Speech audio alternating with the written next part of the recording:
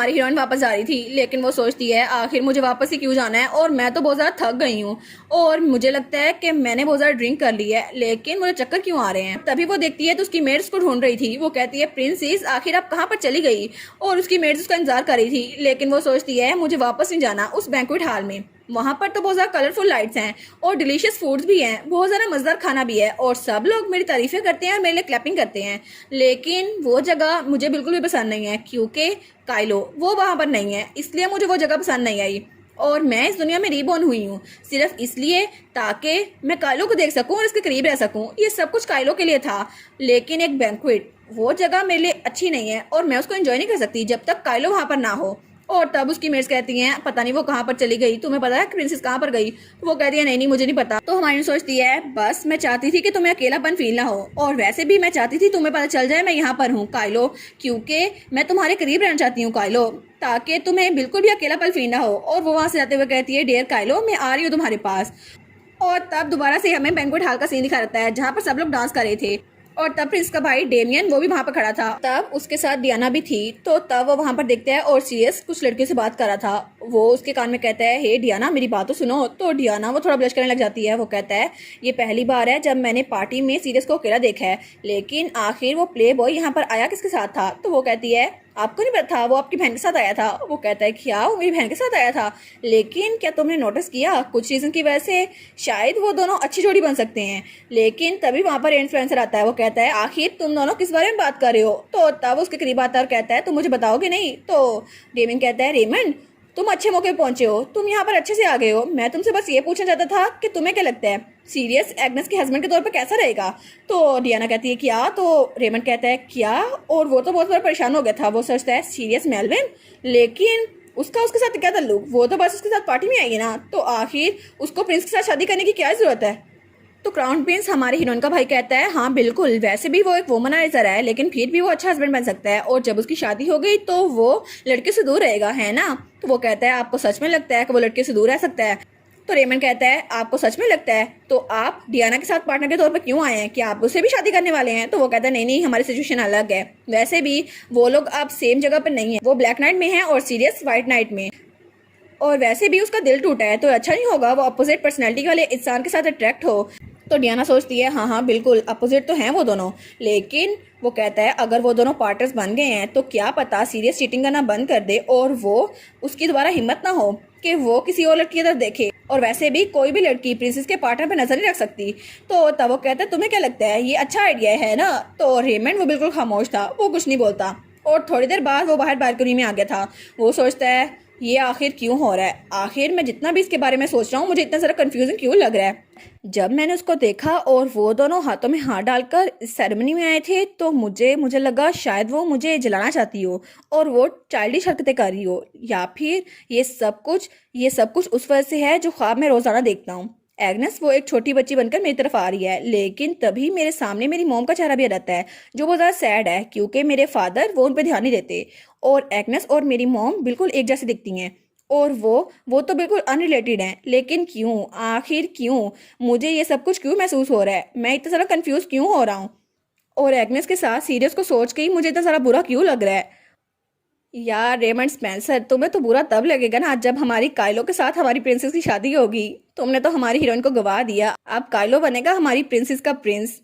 हमें रात के वक्त का सीन दिखा रहता है जब पूरा चांद था और हमारा काइलो ट्रेनिंग ग्राउंड में था और उसने तलवार पकड़ी हुई थी। तब वो बहुत जोर से वहाँ तलवार उन डंडों पे मारता है और वो ट्रेनिंग करके बहुत ज़्यादा थक गया था, उसे पसीना बहुत ज़्यादा आया हुआ था। वो सोचता है जब मैं पार्टी में देख रहा था तो वहाँ पर मैंने भी सोचा था एक दिन कभी मैं एक बाल रूम को अटेंड करूँगा, लेकिन ये सिर्फ मेरे सोचने का वक्त था, क्योंकि प्रिंसेस ने कहा कॉमनर्स और इलिजिबल चाइल्ड वहाँ नहीं आ सकते और उनको बैन कर देना चाहिए। इसलिए मैं नहीं चाहता मैं दोबारा वहाँ पर जाऊँ और कोई लड़ाई हो या मेरी बेइज्जती हो, इसलिए मैं दोबारा कभी भी बाल रूम में कभी नहीं जाऊँगा। लेकिन अभी वो वहाँ से निकलते हुए सोचता है पता नहीं क्यों मैं इतना ज़रा गुस्सा क्यों हो रहा हूँ। और तब वो देखता है तो प्रिंसेस वहाँ बैठी हुई थी और वो वहाँ पर आराम से पानी पी रही थी। वो सोचता है पता नहीं क्यों, लेकिन प्रिंसेस मुझे इतनी ज़्यादा सैड क्यों लग रही है, हालांकि ये वही पार्टी है जो तुम्हें इतनी ज़्यादा पसंद थी और तुम ही चाहती थी कि मेरे जैसे लोग वहाँ पर आए, फिर भी ये इतनी ज़्यादा उदास क्यों लग रही है। और वो सोचता है पता नहीं उसने मेरी साइड क्यों ली थी, और उसने कहा था हिज मिजाज ने ऑर्डर दिया था सिर्फ काइलो को, किसी और को नहीं, और उसने रेमंड को भी यही कहा था। जब मैं नीचे गिरा था तो उसने मेरी तरफ हाथ बढ़ाया था ताकि मैं यहाँ से उठ खड़ा हूँ। वो मुझसे नफरत करती है, उसने मुझसे खुद कहा था, लेकिन आखिर क्यों वो मेरी तरफ इतनी अच्छी क्यों बनी जा रही है?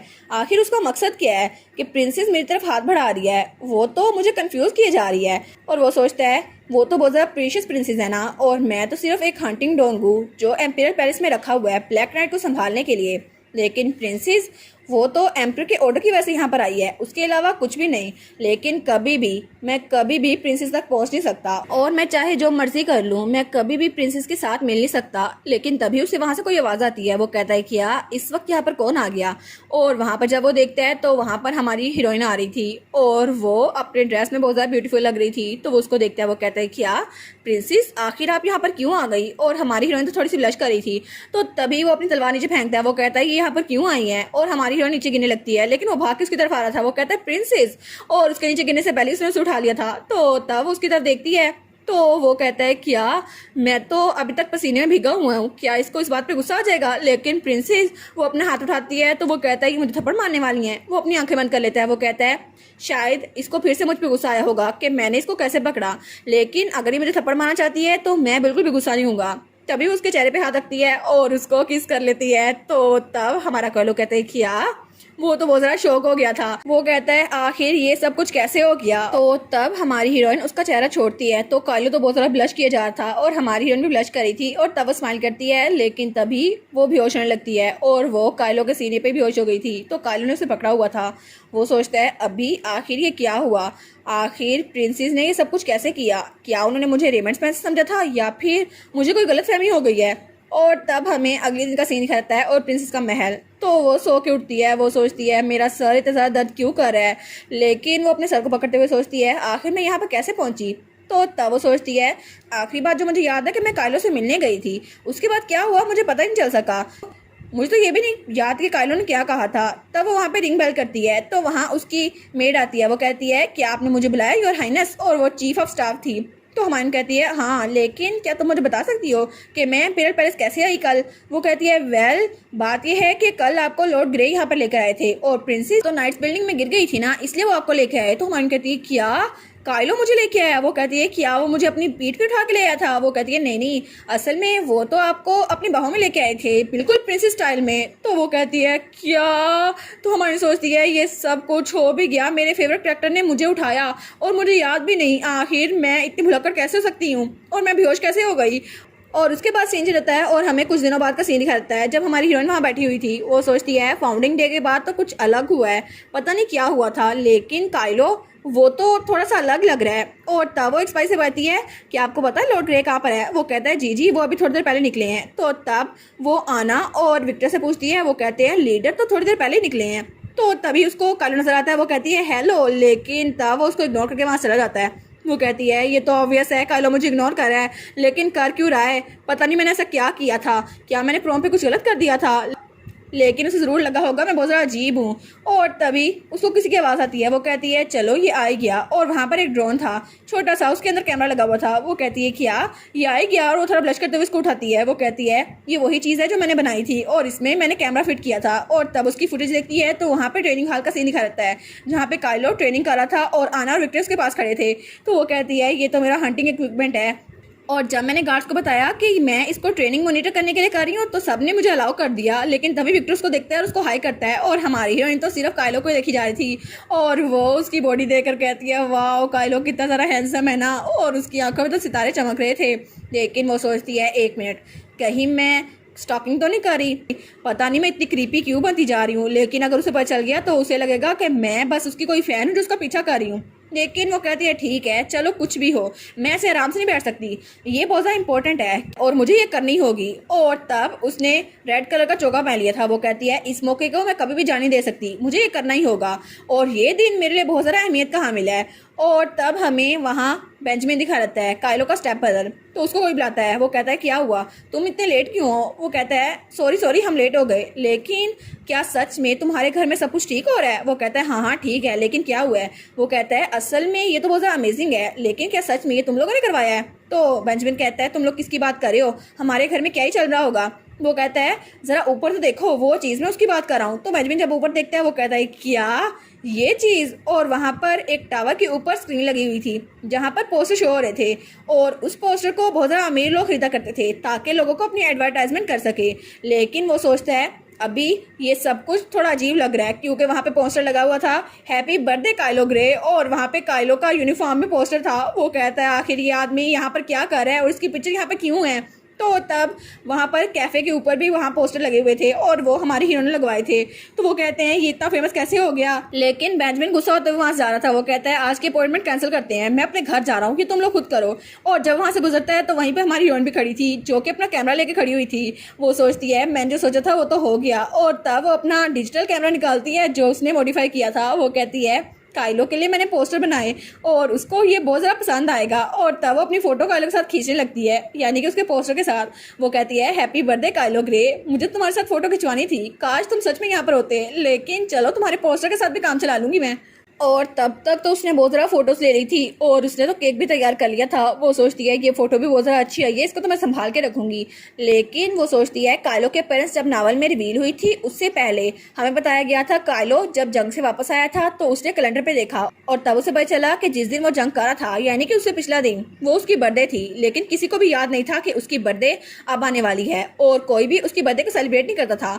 लेकिन जब कमेंट सेक्शन में मैंने पढ़ा कि किसी को भी फर्क नहीं पड़ता उसकी बर्थडे कब आती है, सबको हेजल और सेंटस की लड़ाई देखनी है, तो मुझे बहुत ज्यादा गुस्सा आया। लेकिन मेरी काइलो की बर्थडे तो सेलिब्रेट होनी चाहिए ना। और तब उसने वो पोस्टर वाला काम किया था और लोग कह रहे थे क्या सच में ब्लैक नाइट का लीडर इतना ज़्यादा हैंडसम है। दूसरा कहता है नहीं नहीं मैंने तो कभी उसको देखा ही नहीं है, शायद वो सच में हैंडसम हो। तो हमारी सोचती है कुछ दिन इस काम में गुजारना बहुत ज़्यादा अच्छा हो रहा, और काइलो जब उस पोस्टर को देखेगा उसको कितना ज़्यादा अच्छा लगेगा ना।